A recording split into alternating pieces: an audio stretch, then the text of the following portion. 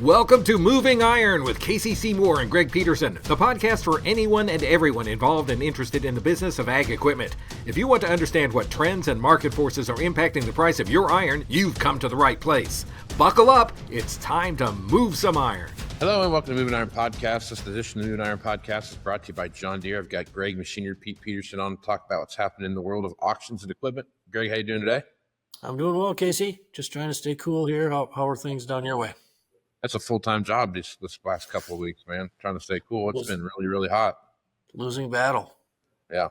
And it's I don't think you're going to win anytime soon looking at the forecast. It's supposed to be hot for a while. No, you can hear the corn growing up here literally in Minnesota. It's humid. Mm-hmm. Yeah. I don't mind the heat so much. It's the humidity that comes along with that always gets me. So yeah, you're Western Nebraska, pretty dry heat out there. Yeah.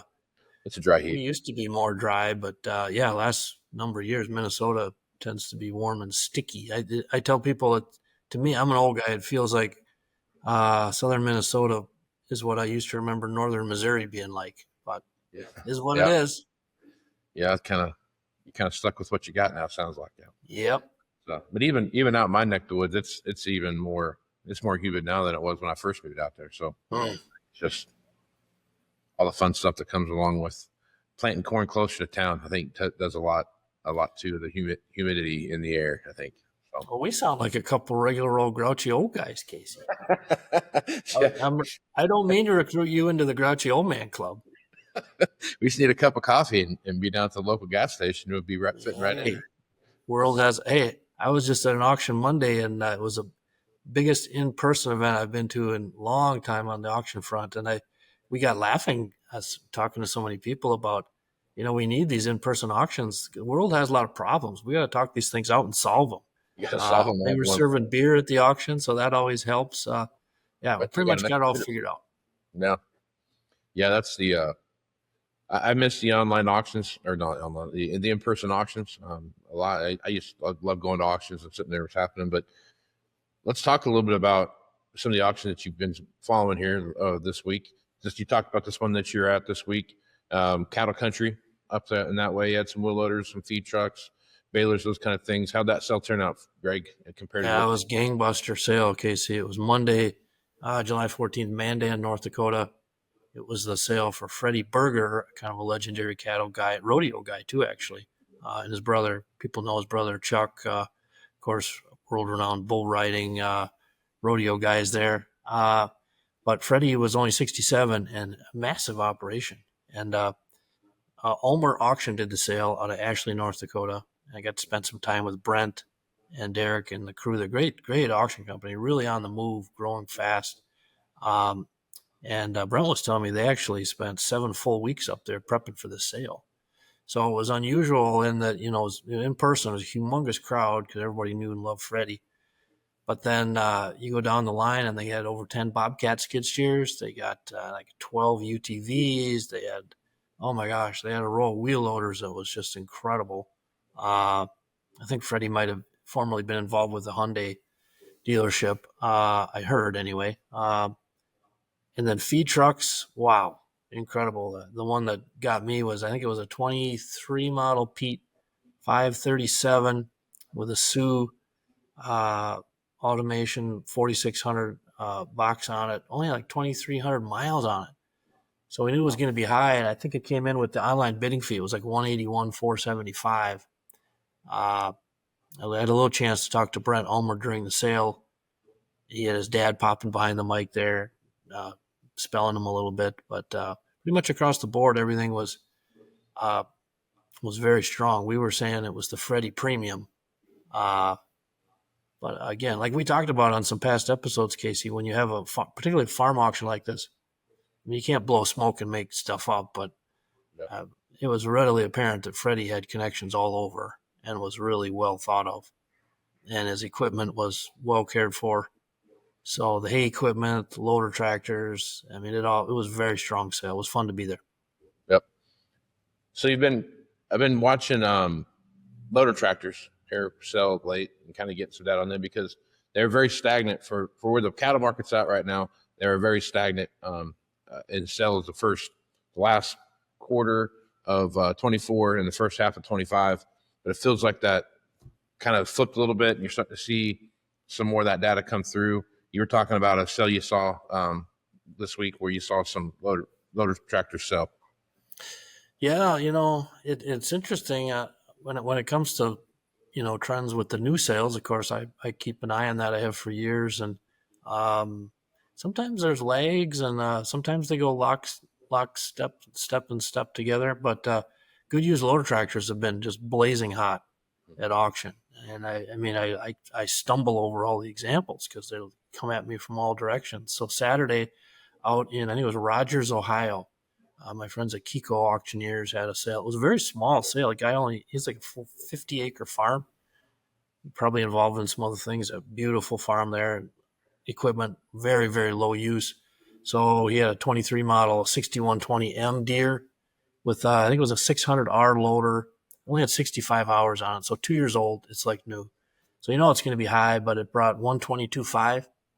So if you machinerypete.com, you look in the auction prices, the previous high was 120. So again, $2,500 over. You also had a 23 model 6140M. Now that one did not have a loader, but a lot of them we see do. 252 hours went for 112.5, second highest auction price ever without a loader.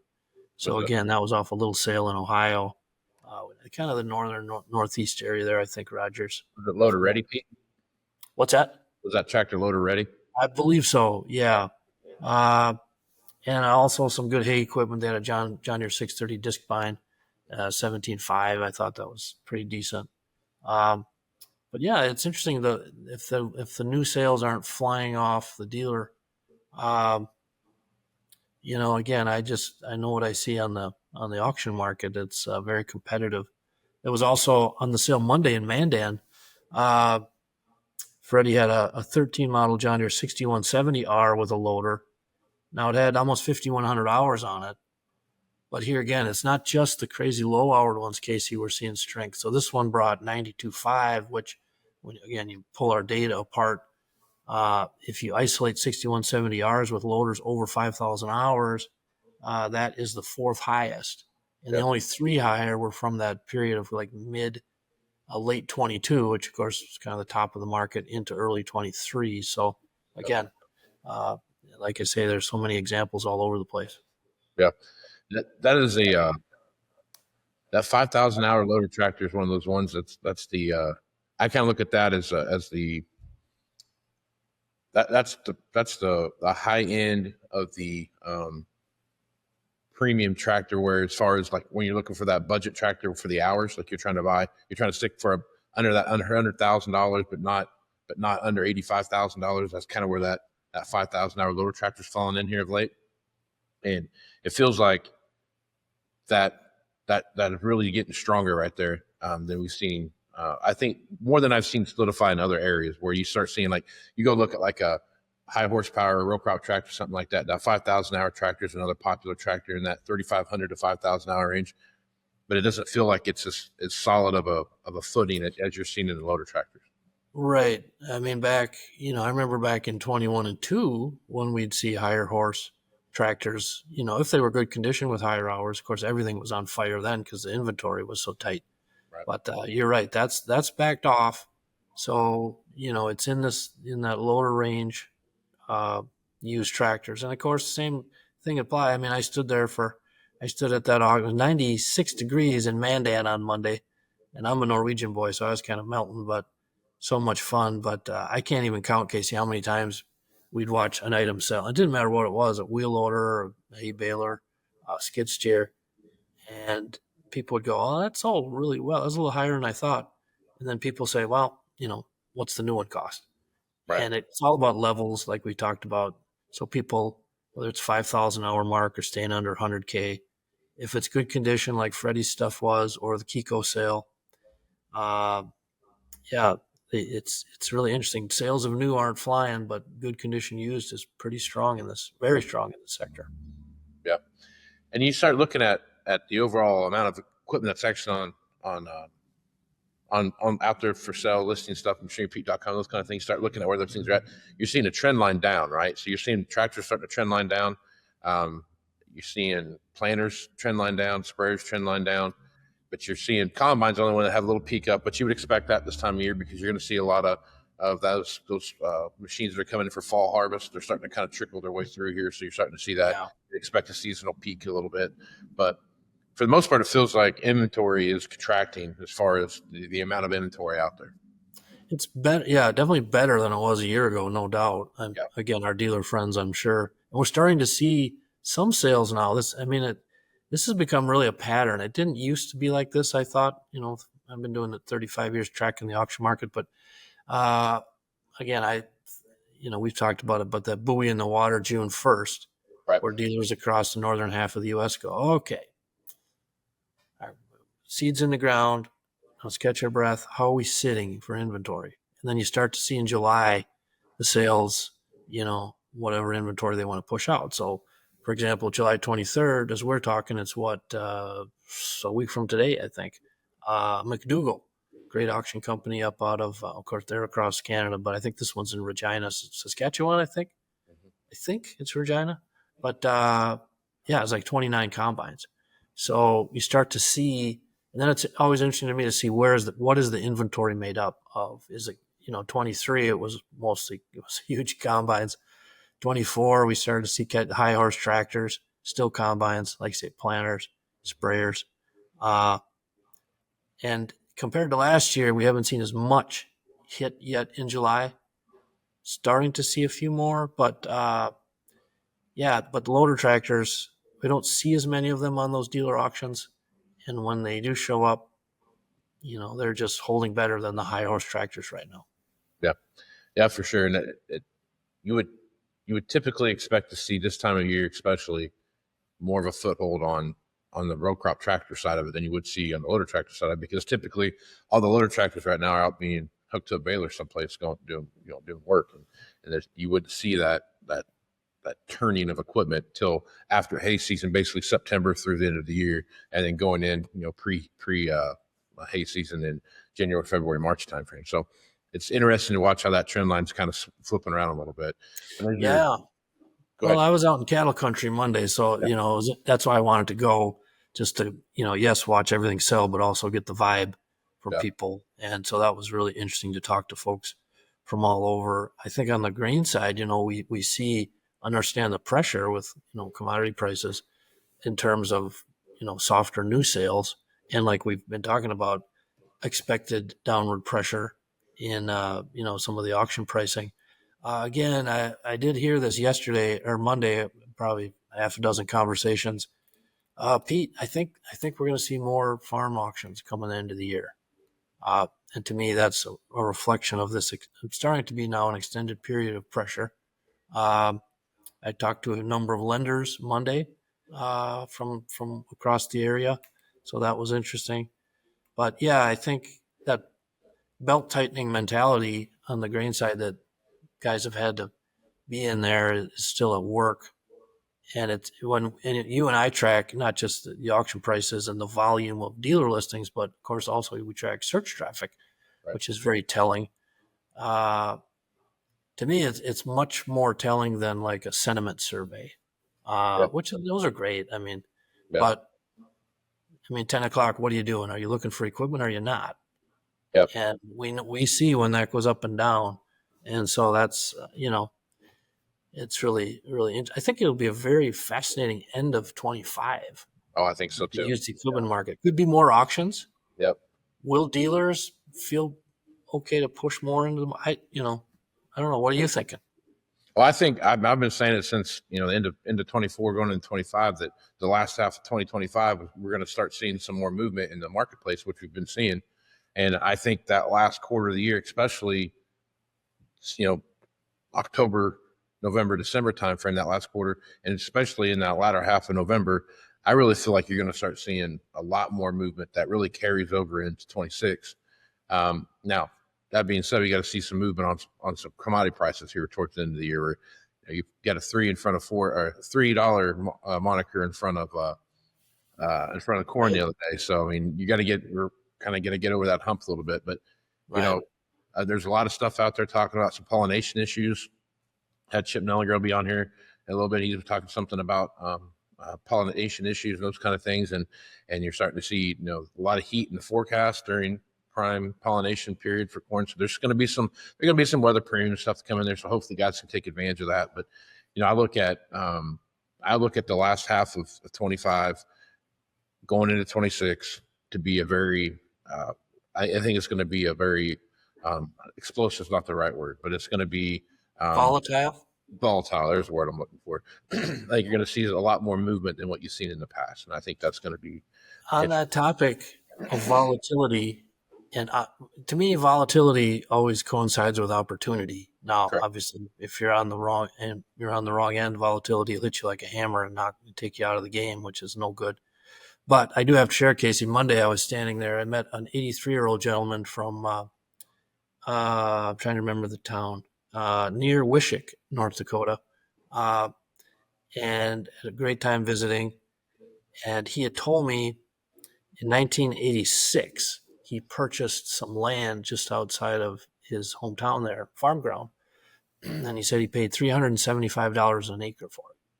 Now, 1986, I mean, my dad always told me 1985 was the belly of the beast from the dealer side, just trying to frickin' survive. And of course, ag farm, everyone was just trying to survive. But one thing I've always talked about over the years is if you're able, through decades of planning and hard work and saving and such, that really the opportunities are so striking in these down periods. And later that auction, I ran into his son and his grandson. And his son told me about the 2 tractors he purchased in 1999. And I went, oh, well, that was a really good time to buy because auction prices coming off of 96 it tanked. They're terrible. They were bad. That was a bad time. If you could buy a 3 to 5, 6-year-old combine, the value you got there was, and I said, you did what your dad did. And then that guy's 16-year-old son was standing there, and his name was Carter, bright young guy. And I said, Carter, you have unbelievable examples in your father and grandfather here in terms of being aggressive when other people are understandably tightening the belt. Sure. Well, if the number of auctions goes up at the end of the year, like there's some speculation, how will values be affected? We'll see. But I think it goes back to that word we just arrived on, volatile. It's going to be interesting. Yep. When you're talking to the bankers and stuff like that, another, talking about end of the year stuff, what was the sentiment you're getting from the lenders you were talking to? It's a split. It's to me, it sort of mirrors our culture, oddly. I mean, it's kind of haves and have-nots. And a lot of it just depends on your age, how long you've been in it. But, if you're my age and older, that's most of farm country, from a percentage standpoint, through the good years, you did really well. You can weather these storms. Now they're stretching out longer, which is, of course, no fun on the grain side. But, so they're okay. But we're starting to hear more of like, well, maybe now, maybe end of 25, maybe I will have a sale. Just not as fun, basically. Then on the younger side, or when you're building your operation in the growth phase, if you hit a patch like this, it's just unfortunate timing, and that's difficult. So when I talk to lenders, there's more pressure there. So people come up to me and they'll say, Pete, that particular sales said it was a retirement sale, and I know where they're going, and it's like, yeah, you can call things whatever you want, but it was forced, and we are seeing more of that, and it's no fun to see it. But it's just an unusual period because usually when you hit that in my 3.5 decades doing this, you don't have this split so much where there's money and land values are really let's look at that as the canary in the coal mine. Yeah. Those 3 guys, the grandpa, the son, and the grandson, I talked to them for half hour at the sale, ducking out of the sun into the shade. And they were like, Pete, these land values, they are not going down. And we don't think they're going to go down. Yeah. And you might say, well, why haven't they gone down? And, I'm no expert. I haven't spent my time analyzing land and stuff, but there's just strong balance sheets, right? Yeah. And that's why, again, when the right kind of used equipment shows up, like Freddy's on Monday, whether it's livestock related or even grain stuff, we talked about that 9770 last week that brought 187.5, and people go, wow. And it's like, well, it was as nice as you're going to find, and it was Bob's or it was John's, it was Casey's, it was the premium. So you swirl all this up, and that's why it's so interesting in 25 here just to track these different trends.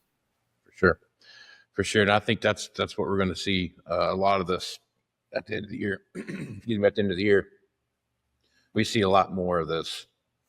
You know, what's that going to look like? And I feel like there is an extreme example of pressured auctions, just like you talked about. I think that will continue to grow. I don't think we'll see those kind of things happening, but I'm not so much concerned about the farm sales that affecting the price as I am, the consignment side of the auction price really contracting the value of auctions values out there. Yeah, I don't think, if we see an increase in the number of farm auctions, right, I don't foresee it to the level of like, oh my God, we got triple the number of farm auctions, so it's going to knock down values, but it will be a noticeable bump. You're right. What we saw last year in 24, end of 23, even on the dealer side, dealers like, wow, aggressively addressing their inventory situation. And that did, that supply and demand, economics 101. Yeah, that knocked the prices down, no question. So, again, I'm just fascinated right now to look compared to a year ago where the supply side is on all these categories we track at machineryrepeat.com versus a year ago. They're not fixed. They're just better positioned. Right. So as a dealer, then I think, hopefully guys and gals, it gives you more options. Well, okay, well, let's be aggressive with this stuff at auction, but hold back with this stuff. Yeah. And then, I mean, the real interesting thing, and we've done it a few times, Casey, is you start to walk out ahead of what's over the rainbow, because farming is brutal. I mean, nobody knows what corn and beans are going to do, right? Right. But you can track what's happening with inventory. Sure. And we've been watching that, and you can track what's happening at the top, at the manufacturer level. Yep. So we've talked, the concern there about whenever there is a spark on corn and beans, my concern is that it's going to be kind of a barricade, and everyone's going to want to do whatever at the same time. And, there's going to be a quota, and you get into that environment, and that's a wonderful thing if you're a manufacturer, because whatever your price point is, just keep jacking it because I have it. Yep. And I think that's the same thing we saw happen in 2009, going into 2010 timeframe, coming out of the Great Recession, everyone shut down, commodity prices really spiked up, started that spike up to $8 corn, we saw in 2012 and made that run. And that's what happened. A lot of people were, hey, we need to upgrade our tractor. Hey, we got a tax problem, this, that, and another thing. And next thing you know, they didn't have the capabilities to even put an order in to get it in 2010 or 2012. They had to wait till 11 or 12 to get that stuff come in. So your choice was late model, low hour, or whatever bucket you're fishing in at the time. That's why when I was talking to the grandson or the grandpa, son, and grandson, and Carter's a 16-year-old kid. It was one of those kids, Casey, that gives you hope for the future because he looks you in the eye and he listened and he'd ask, he's just a sharp kid, hard worker.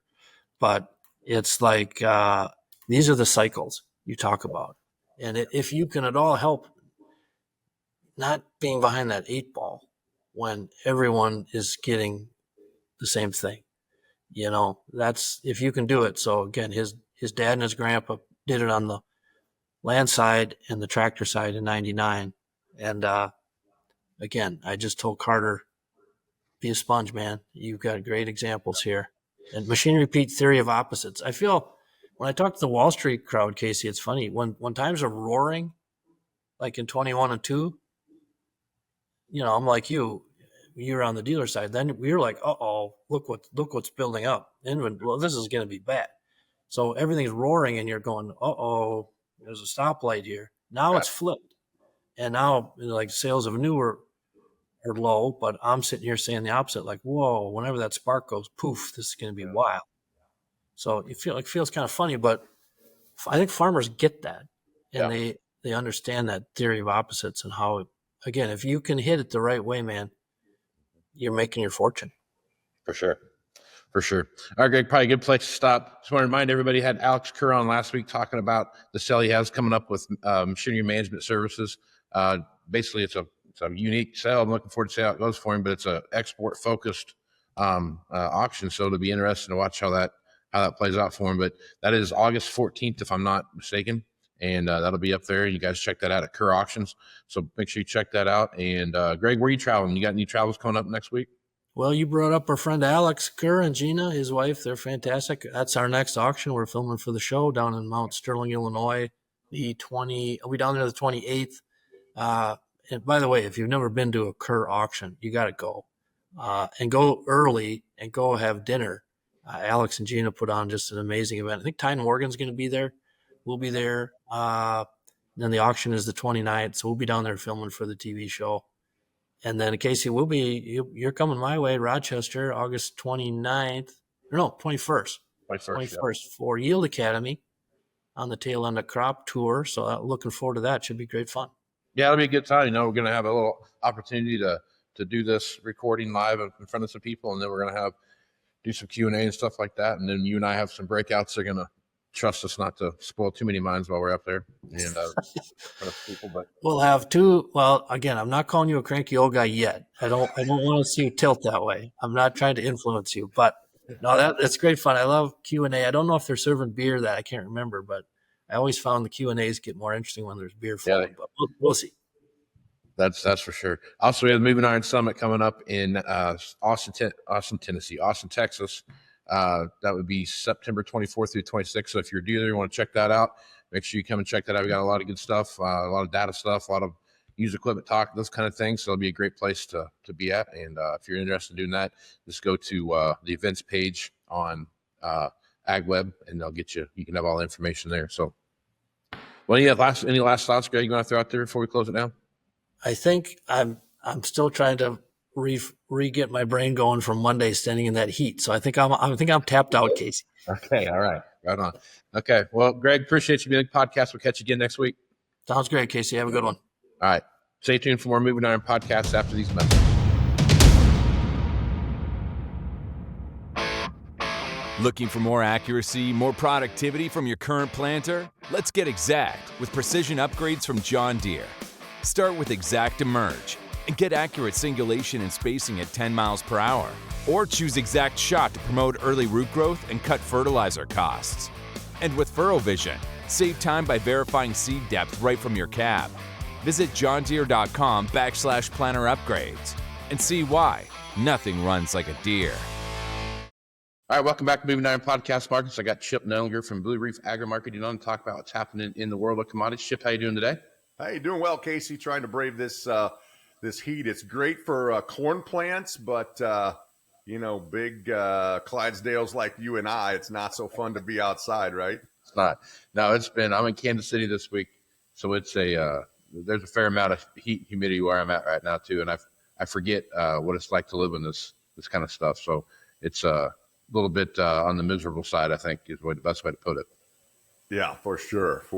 But there's been plenty of rain up to this point, so that's been a good thing and fairly bearish for the markets. But if you look at this extended forecast, there's a bunch of serious heat in it, so that's causing a little bit of a bounce, like we're seeing, off the recent lows here in the corn and the bean markets. But next 6, 7, 8 weeks here is going to be all about the weather, and so that's going to be front and center. And obviously, these weather models change on a dime, but right now, there's some of the biggest heat that we've had so far this summer, and we've had some heat up to this point too. So we're talking about some serious heat coming into right in the heart of the Corn Belt, and we'll just have to see how long that lasts and how much rain is behind it. That's really going to kind of ultimately be, I think, the biggest factor in these grain markets over the next 2 or 3 weeks. Yep. All right, let's talk about the grain markets here. Let's jump into corn. Corn has flirted back and forth on both sides of $4 here the last 10, 15 days. We're seeing a nice bounce this morning. We're up around that 406 mark. Kind of like some of that stuff that you alluded to already about heat and stuff. But I guess you talked a little bit about a pollination issue before we started recording. That's rearing its ugly head here. Yeah, that might be some of what's at work here too, Casey. I mean, this market, remember, it's a futures market, right? And so it's factoring in not what the weather we just had, which was really beneficial rainfall. Now they're looking out ahead. And so just over this past weekend, there started to be some, stuff floating around on X. We actually have a couple customers across the Corn Belt. The first one that kind of contacted us was in kind of north central Missouri. There seems to be a pollination issue out there in corn. It's unrelated to weather, it seems. It's more of a breeding issue in these plants and certain hybrids. It's not one company specific, and it seems to be a problem out there. Just how big of a problem, no one knows yet. That's what is yet to be seen. But that on top of this heat that's in the forecast, I think went a long way towards kind of refocusing people and saying, hey, we were talking about some yield forecasts of, 184, 185. There was one that was up near 187. That might be just a little bit premature. This crop is not in the bin yet.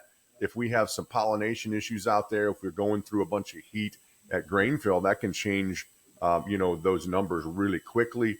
And I think that caused some short covering to kind of get back north of this 4.25 area on December corn.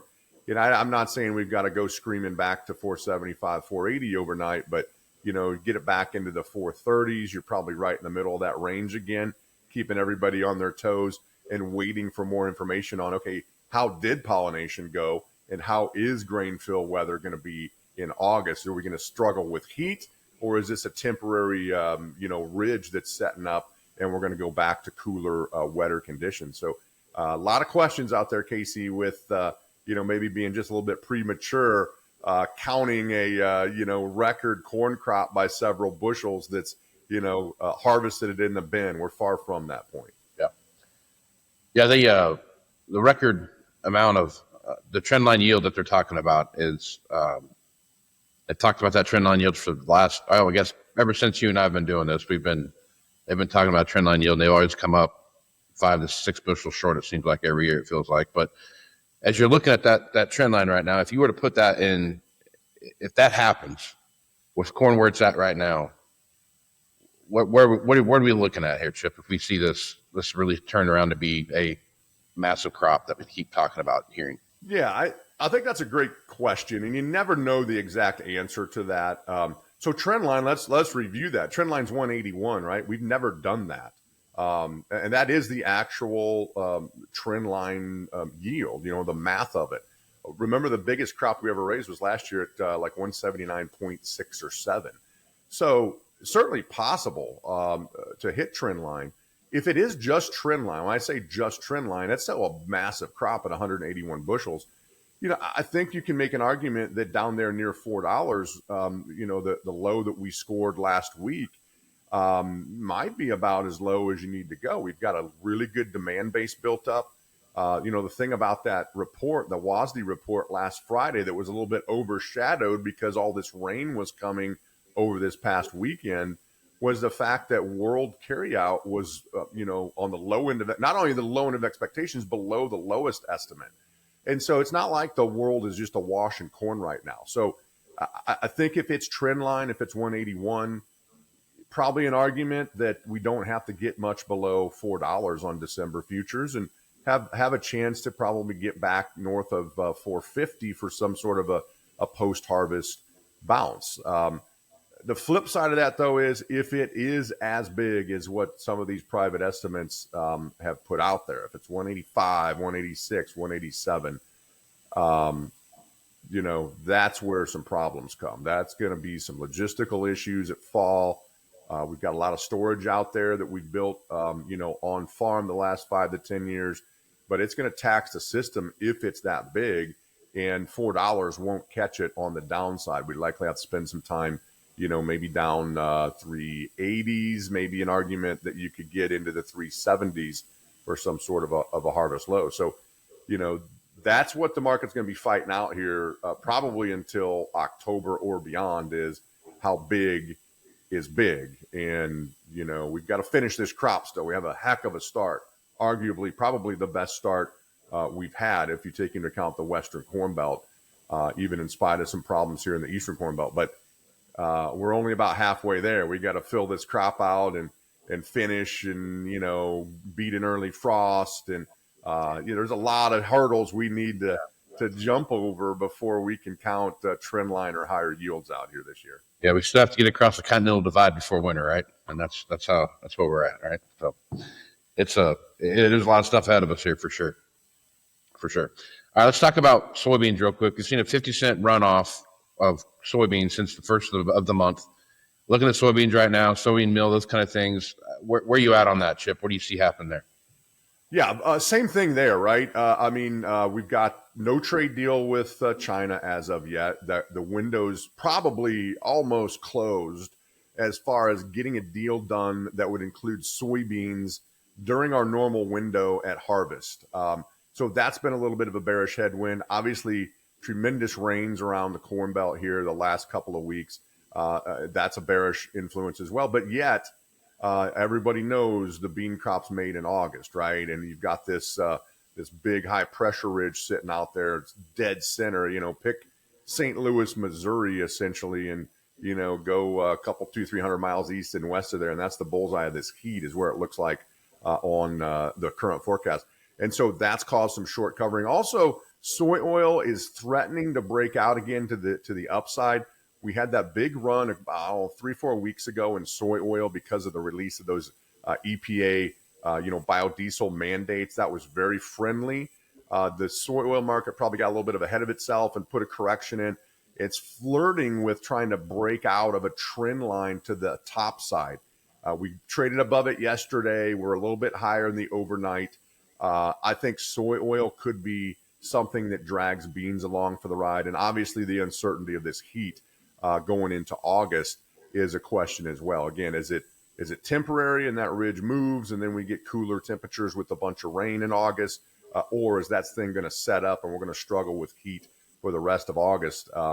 Lot of later beans out there, a lot of beans that need every day of the season, and August is going to be the key to that. So that uncertainty, I think, is causing this little bounce. It's good to see.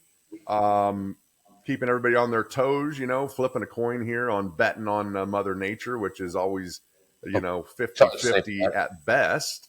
And, a little bit of strength in soy oil, and it can really change the name of the game quickly in this type of market environment. Yep, for sure. I want to just kind of bring this up real quick. If you take a look at the current droughts map, if you're looking at it, you look at the majority of Illinois is still is in some level of drought. Whether that's modest to abnormally dry. But if you get down South Illinois, you start seeing some normal conditions. Same way with Ohio and Indiana. Pretty, northern Indiana, you see some areas up there. Ohio's in good shape. Basically, eastern and western Illinois or Iowa are in a similar condition. But you start looking at like Nebraska, and Nebraska, for the most part, the whole state is in some level of drought. The further west you go, the worse it gets, Chip. And so looking at that drought monitor right now, the heat comes in that you're talking about, would you start to expect to see maybe some more weather premium get built into that just because of where current drought situations are? Yeah, for sure. And some of those dry areas that you mentioned, I would say probably the northern half of Illinois has been, the epicenter of that drought. In fact, over the 4th of July weekend and leading up to that, around here, the yards were kind of burning up and, nobody was mowing and you could see it. Corn was rolling and stressing. And then we've had some tremendous rain right on time. So to your point, there's not a lot of subsoil moisture out there necessarily. But over the last 10 days, 2 weeks here, I guess since the 4th of July, there have been some tremendous rains in almost all those areas you mentioned to kind of get us a little further down the road. I know there's portions, and not everywhere, there's still pockets that have missed, right? I'm not saying that there's not pockets here and there that have been shortchanged on the moisture, but For example, here in Northern Illinois, couldn't have been better timing with, right at the early stages of pollination.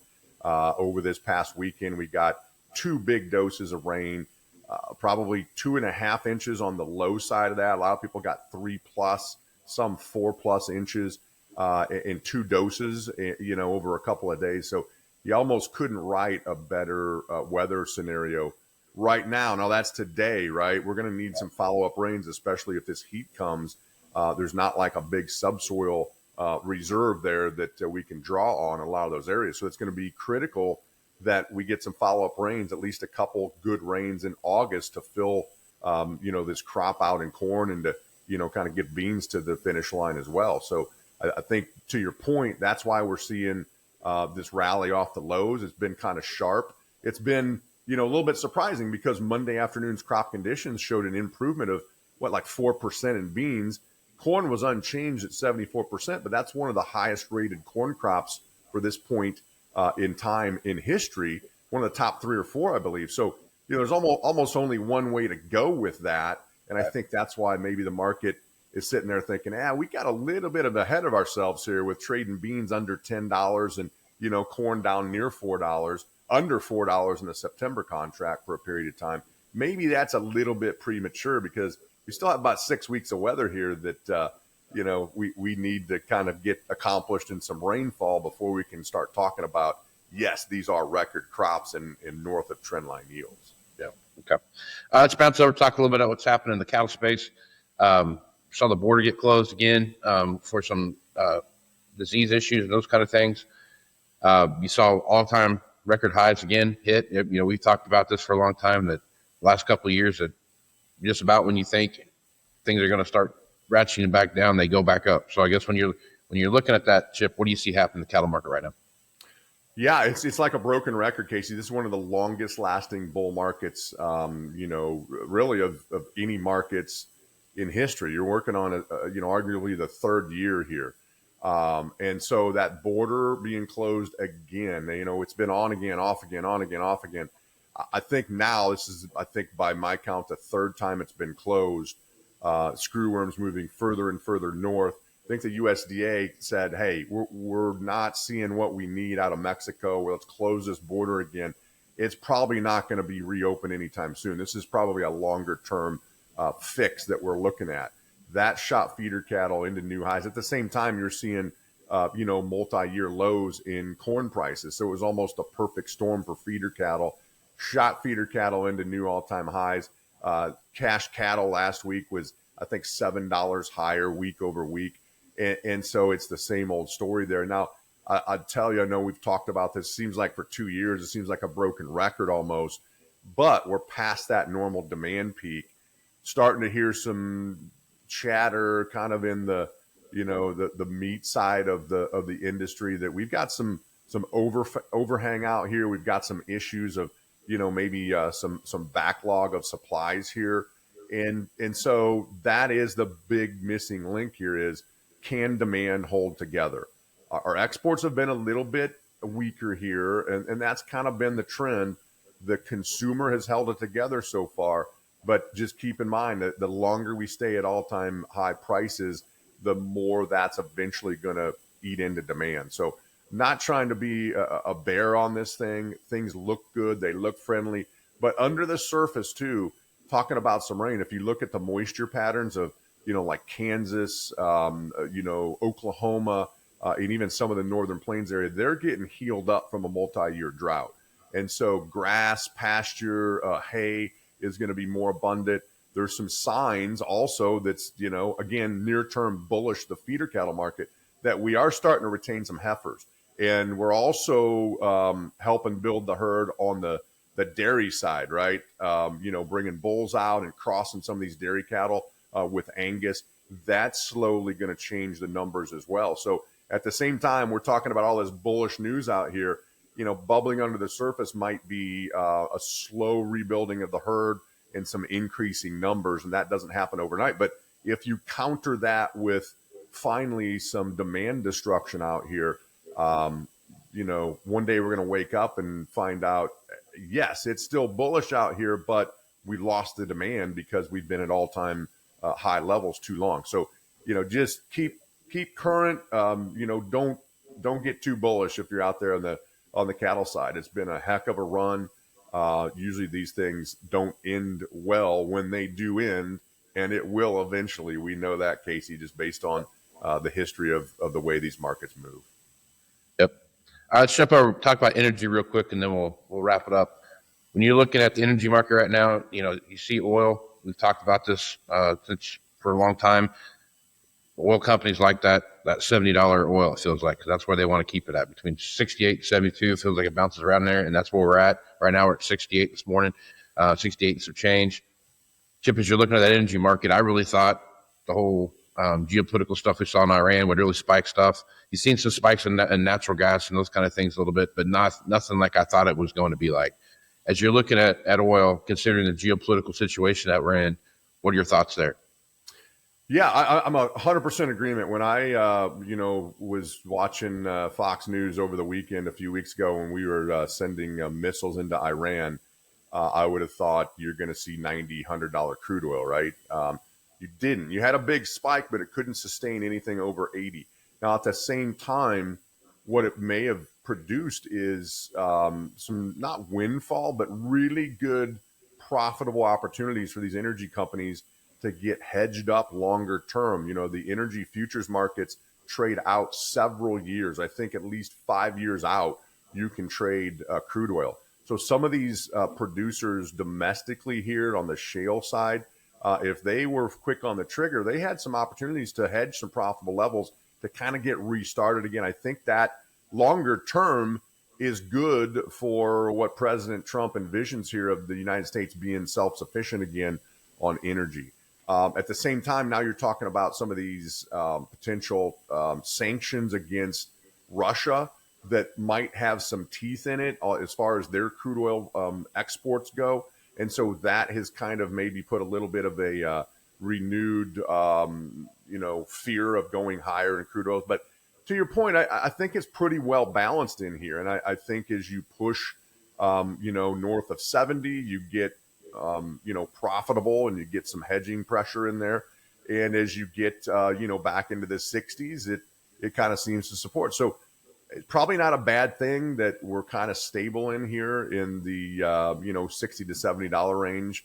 Not necessarily, going to see $2, gasoline with a 2 in front of it, but it seems like that seems where the fair price is for right now. And honestly, if we get under 50, or into the low 50s or below that, probably not good things happening in the world and domestic economy. So I don't know if we really want to root for, $2 gasoline, because it probably means the economy has some really big hiccups at that point and something good's not going on in the gears of the world economy.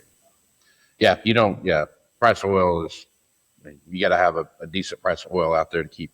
It's a good indicator of what's going on in the marketplace. Okay. All right, Chip, good stuff as usual. Folks want to reach out to you, get more information about what you're doing over at Blue Reef Agri-Marketing. What's the best way to do that? Yeah, best way, probably 2 ways. You can call our office here, main office in Morton. It's 309-550-7213. We also have a new revamped, new and improved website. It's www.bluereef.ag, and you can get some information on our company there as well. Right on. Well, Chip, appreciate you being on the podcast. We'll catch you again next time. Hey, thanks a lot, Casey. Right on, Age. Stay tuned for more Moving Iron podcast after these messages. Well, there they are, mocking you. See you next year, loser. That weedy area that's got you thinking, man, I hate that spot. Wish I'd sprayed better. Get the last laugh with a sprayer upgrade from John Deere. Precision upgrades that can increase your sprayer's performance, like Exact Apply, advanced nozzles to give you more control at more speeds. It's just one of the many precision upgrades you'll find at johndeere.com. Now, let's see who's laughing. Farm Journal is going to hold the first ever Yield Academy for 2025. It's going to happen August 21st in Rochester, Minnesota. Listen to this group. Real advice from folks who've walked out in the fields. Ken Ferry, David Hula, Randy Dowdy, and we will get some market outlook from Dan Bossi at Ag Resource as well. Get the latest on what's working in agronomy, equipment, and marketing today. And that is the last day of Crop Tour 2025.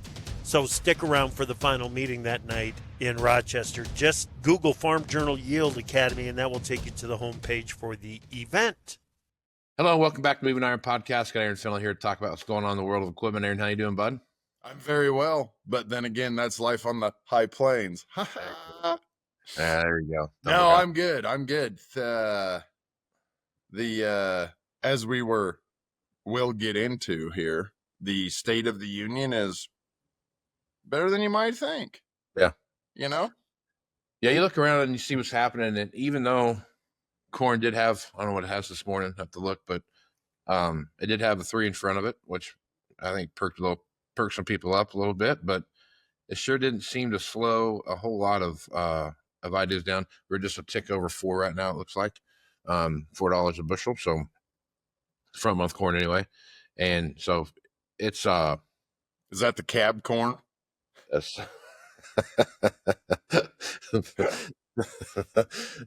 No, that's the front hopper in the Tempty, not the back hopper. No, yeah, it's the almost old crop corn. Yeah. But anyway, you have things are kind of ticking along. They're pretty good. Like we've talked about, June, July timeframe kind of sets the tone for what happens for the rest of the year. Right. Been positive so far as we watch things roll along. You're seeing some, we talk about this a lot. And if you've listened to this podcast over the last, 7 or 8 years, you've noticed that I talk about the auction market as the leading indicator of what happens in the overall marketplace. When the auction market starts to settle in, the retail space picks back up, and we're starting to see that happening. When the auction market starts to collapse, so does the retail marketplace. So it is it's the foundation, I think, of the marketplace. The best way to put it, as you're watching things take place and how things go around. Whatever happens to the auction market is a direct correlation with what happens to the rest of the place, and we're seeing it stronger than normal over the last year over year, even year to date. Auction data that shows that, hey, things are starting to pick back up, things are looking better, things are moving along, and we feel like the market is starting to turn that corner.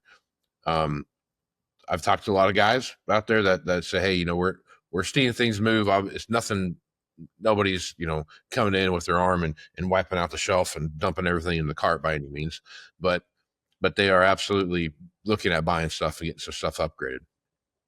When you're looking at the stuff that you're doing right now, Aaron, what are you seeing happening out there in the marketplace? Okay. A term comes to mind from COVID, the new normal, right? Right. Yeah. The new normal. And in my 2.5 decades selling machinery, I feel like we do one of these new normals every 3 to 5 years. And we talk about this a lot on here. We're in it. We are 23 was the Chicken Little Skyfall. 24, get used to it. 25 is your settle in. Right. Settle in. Here's where we're at. And if you have the ability to, in the machinery business, to adjust for that, to truly settle into that, things are moving. Yep. Now, it takes a lot of, it's just like we've said on here for the last 1.5 years, it takes a lot of creativity, especially, special programs and whatever you can do. Repaint the kid's pedal tractor. It's every little thing you can throw in the hat, you got to do, but they're still moving. Yeah. Now, just to your point with the shopping spree, people aren't beating down the doors for $700,000 machines. No. But once there again, you get under that magical 4 number, the machinery under 4, the corn over 4. That's when life really clicks. Yeah. That's really, really kind of where it's at. Yeah. But as far as the overall State of the Union, I would dare say there's sunshine out there, just because for where the markets are at right now. the machinery is a far brighter spot than you would expect. Right. Big time. I Like would, maybe not big time, but quite a little so. It's a big turn. I like to think of it like April in the Panhandle, right? Yeah. You have these beautiful days, but you're still going to have those days that the wind blows 60 Right miles. now it's 75 and only like a 40 breeze. Right. Yeah. So it's you're the sun's shining though, right? And that's where we're at. So I think that's where we're at. But I think you brought up a good point there, and I think the biggest catalyst that we'd have to look at right now is how used equipment comes back in on that 1 to 2 year old stuff, right? And I think that's the stuff that really, that's where the hangup's at, and a lot of that has to do with two things. One is the change coming out of COVID, coming out of COVID compared to what it was before COVID was there was a pretty simple formula that you followed, and you followed that formula, and it kicked out. And as long as you're within the spectrum, typically your 1 to 2 year old stuff sold pretty well, right? Right. Exactly. Well, that kind of got flipped on its head because you saw 60% price increases. You went from a $300,000 something to a $450,000 something, or a $500,000 something, or even, $600,000 or $700,000, $800,000 stuff. The thing is, you have to get the used buyer back into the game, right? You have to have them come back into the game. And I think that's the hard part when you're at a certain point. If you have it, there's the person that bought the new one for $450,000, right? Right. Is the same person that's going to buy it for $350,000, right? And that's the situation that you run into. That's exactly right. So you have to that gap widened, and I think that was the biggest kind of kick in the teeth that as dealerships had to get used to, was that how that gap widened in the price of equipment. And I think that's the thing, and it came out of nowhere, right? I mean, it's just one of those things that just like we'll do the same thing we've always done, and never really put much thought to it, and blah blah blah. Next thing you know, like, oh crap. Well, when you have this huge swing in price, and then you have a big event in the marketplace that creates abnormally high depreciation. Oh, and by the way, we're going to throw 6.5% interest on top of that. Holy crap! You have kind of a big fire out there. You have to go figure out you haven't quite figured out how to put out yet. And I think that's something that we're working through at the dealership side. Guys are working through that, and you're coming to the realization of what it looks like. But I think moving forward, kind of you're talking about what that new normal looks like.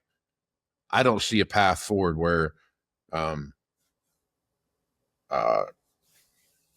trade cycles don't extend a little bit more than what we've seen and what we've seen normally in the past.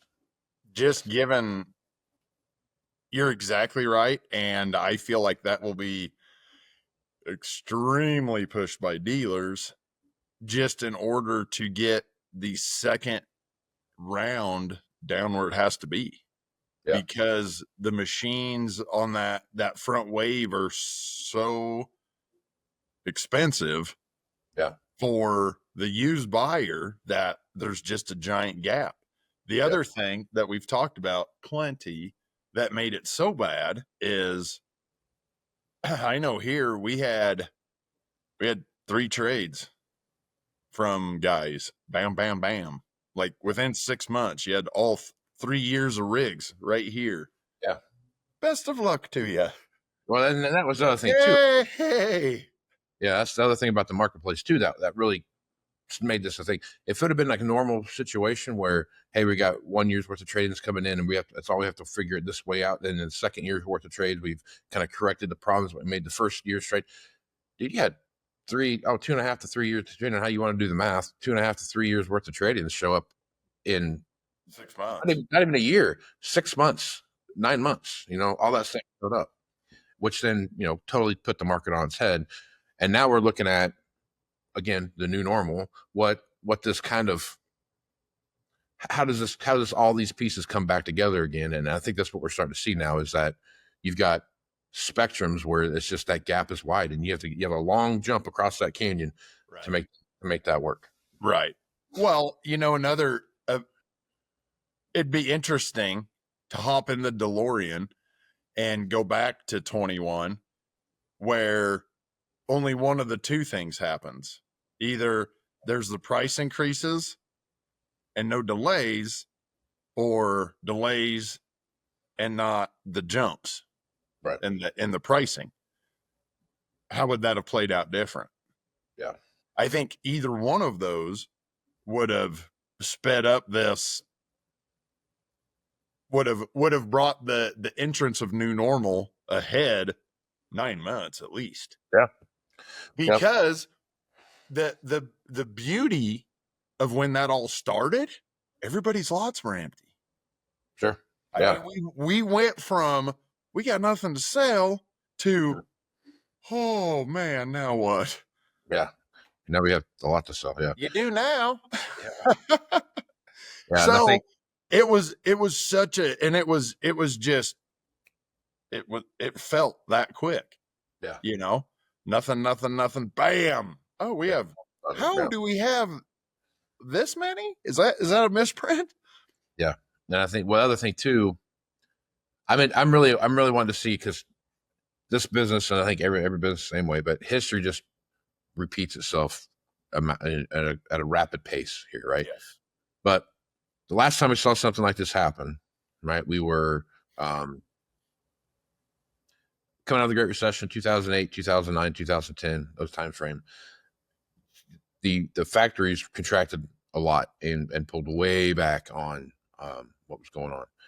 And you look at basically from 2010 through 2013, you had just a huge ramp up in Right. equipment that was bought, all that kind of stuff. But between 2008 through 2009, and then the 2010 order writing period, right? That would have been like 2010 deliveries. Sure.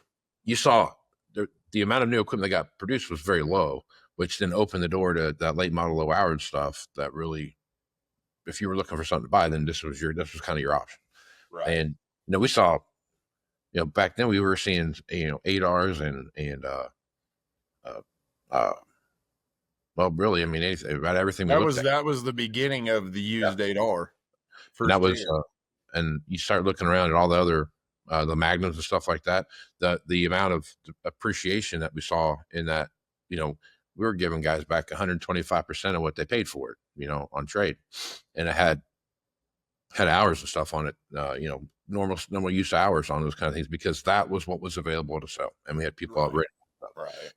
Now, I don't think we're going to go back through 125% of what it sold just because where the marketplace is at. Because back then, the market wasn't as nearly as saturated as it is right now.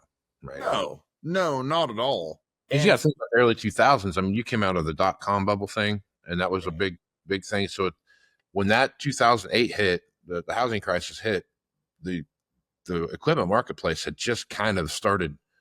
2006, 2007, 2008, which is kind of one of those periods in time where the market kind of got back to whatever, quote unquote, the new normal was. Then you had a huge contraction based around an economic thing that happened, which then shut down factories, which then led to, hey, we've got a little bit of supply of used equipment. They got a lot of people want to buy. That's why the 2011 order writing period for delivery of 2011 was off the charts. I mean, remember, we had just planters coming in left and right. We had tractors, I mean, everything was just, yeah. I mean, it was, crazy. Yep. 9770s and 8345Rs. That's right.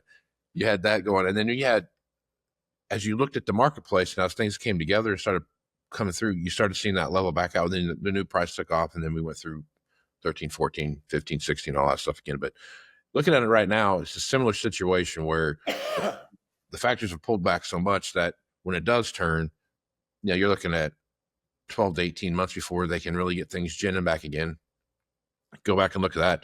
They shut factories down in 2008, and it wasn't until 2009, 2010 that they really got back full swing production, because 2011 was the biggest when things really got delivered, right?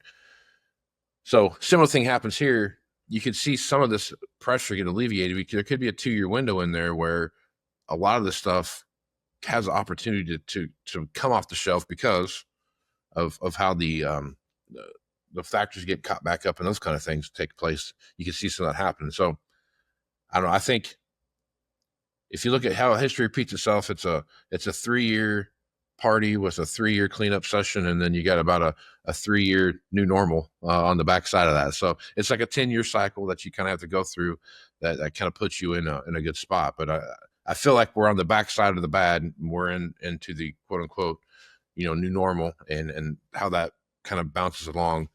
I think there could be some opportunity to see used equipment move in 26 and 27 based on the lack of ability to get stuff from the factory as quickly as I think you can get. I don't think it's going to be like just unless we get $6 corn or something like that. But I mean, it's not going to be going like gangbusters. But even then, I have to kind of sit back and think about if we do get $6 corn again, does that change the landscape of how much new equipment gets bought? Because I don't think it does. I think there's going to be a lot more people looking at used, late model, low-hour used stuff than some of that new stuff out there. I mean, it really shouldn't, because $6 corn's the new $4 corn. So, right. We start looking at cost of production. A 4 now actually feels like a 2. So, right. Yeah, it don't go real far. We used to get excited about $4 corn, and now you're like, oh yeah, that's $4 again. So yeah, used to be corn's $4.50. Hey, go see that guy. I bet you close it today. Yeah. Now it's, hey, corn's $4.50. Go see that guy and congratulate him. He'll be here next year. I know. That's crazy. Man. Cost of production. But if you're bored, you're not doing it right. So you got to look at it that way. That's right. Another thing, kind of to your point there, Casey. I remember when I started in 99, there was guys that were just, it was really bad. It was really, really gross back then.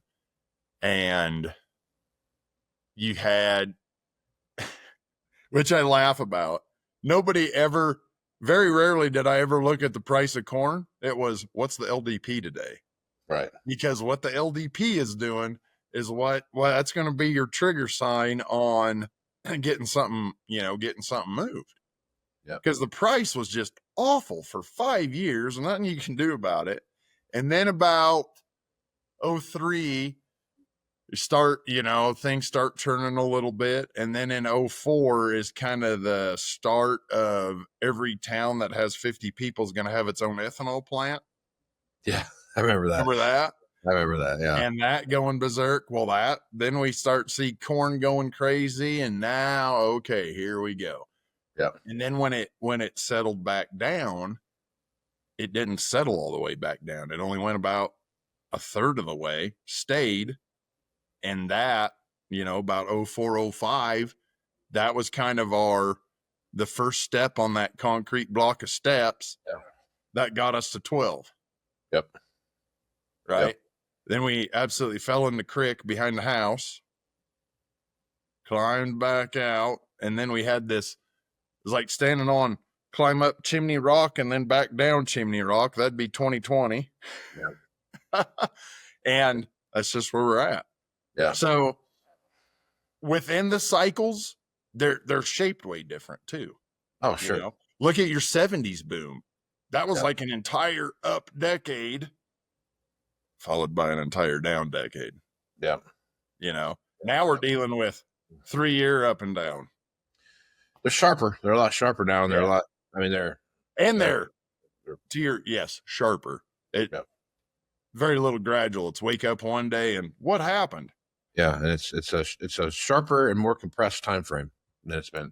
Do you think it's because the world is more in tune with the whole world itself, so we know everything right away? I think that has something to do with it. It's so reactionary nowadays. That and the internet's made it. I mean, think about it. Think about when your dad That's how we know that was a given. That's how we know what's happening. Back when your dad was farming, his whole world was 100 miles of Deschler, Nebraska, right? No, we got the High Plains Journal, so we're familiar with all the way down to Wichita. Dodge City, we knew a lot about happening in Dodge City and Garden. High Plains Journal. I forgot about that one. They had a, but you think about the dealerships that are around there, that was kind of what you did, right? That was kind of, what I mean? That was whatever was going on there was kind of what was setting the tone for your immediate area. Yep. And nobody really thought past that. Well, now, man, you just get on the internet, type it in, and you know what's going on in Canadian provinces and the mid Atlantic and everywhere else, and you can see all these different South Sudan. Well, yeah, you could, yeah. But you've got all these different options out there now to where you can take a look at that, and then we start looking at trucking costs. Trucking costs are for real now. I mean, there's no doubt about it. But when you're putting $5,000 or $6,000 on top of $400,000, $500,000, $600,000, that doesn't feel the same as it does when it was $90,000, right? Right. And I think that's how come the world, I think, has contracted a little bit to where we see the speed of which things change is it's more whole. I mean, it's just like one giant lot now instead of a bunch of little microcosms, right? Yeah, these little, because now you don't see what you see happening in what equipment trends obviously are based around what the crops are doing in that area, right? Right. Yeah, but it's more widespread, right? So what's happening in South Georgia isn't isolated to South Georgia, right? All of Georgia is going to feel the same thing, right? All of Nebraska is going to feel the same thing when it comes to an equipment trend, right? Not just Nebraska though, but from West Texas all the way through the Dakotas, you're going to feel that same equipment trend. Yeah. You know what I mean? So, once that trend sets in, it's not your county now; it's your region.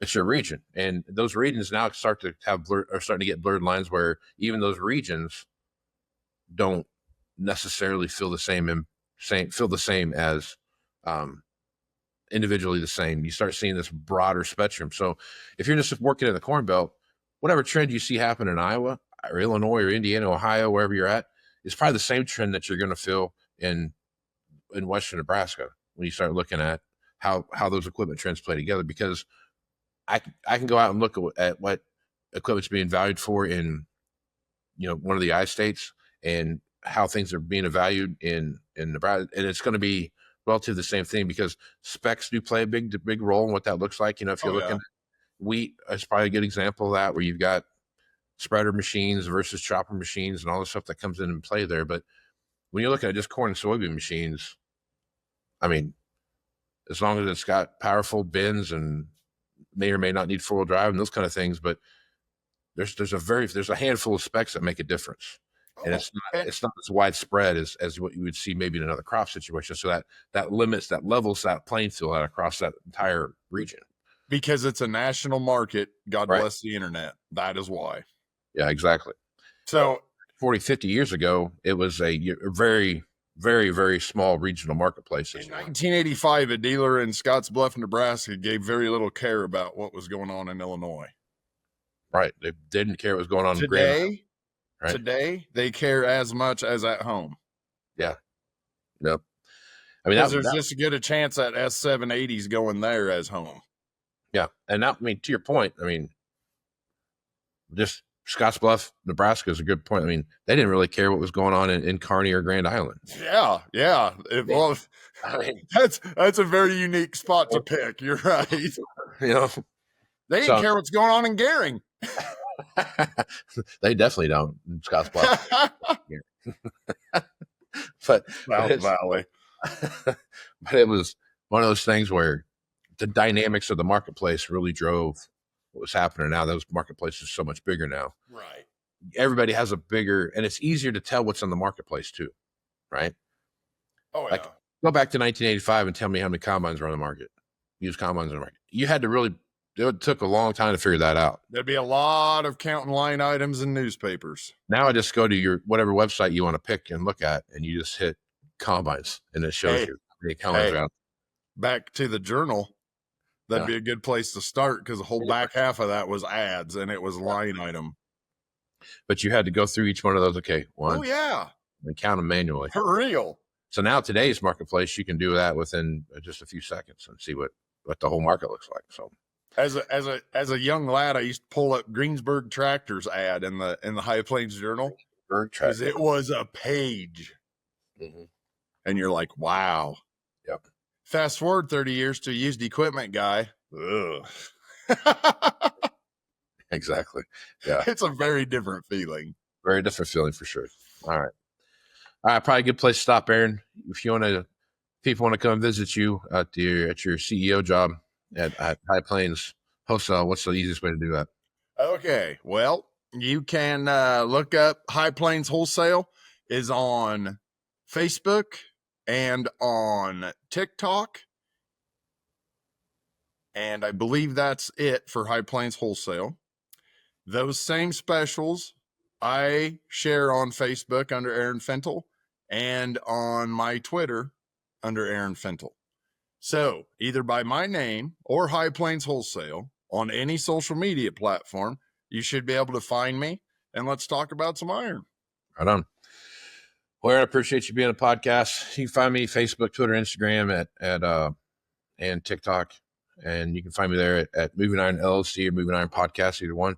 And you can see the video version of this over at the Harm Journal YouTube channel. You can also watch or listen to the audio version on AgWeb, and you can see that there. I want to thank Greg Peterson for being on, Aaron Fennell, and Chip Nellinger for being on this week and talking about what's happening in the marketplace. So with that, I'm Casey Seymour. Let's go do some iron, folks. Out. Thanks for joining us. We'll see you again next week. And remember, Moving Iron is available on Farm Journal's YouTube channel and anywhere podcasts are found. So until next time, let's move some iron.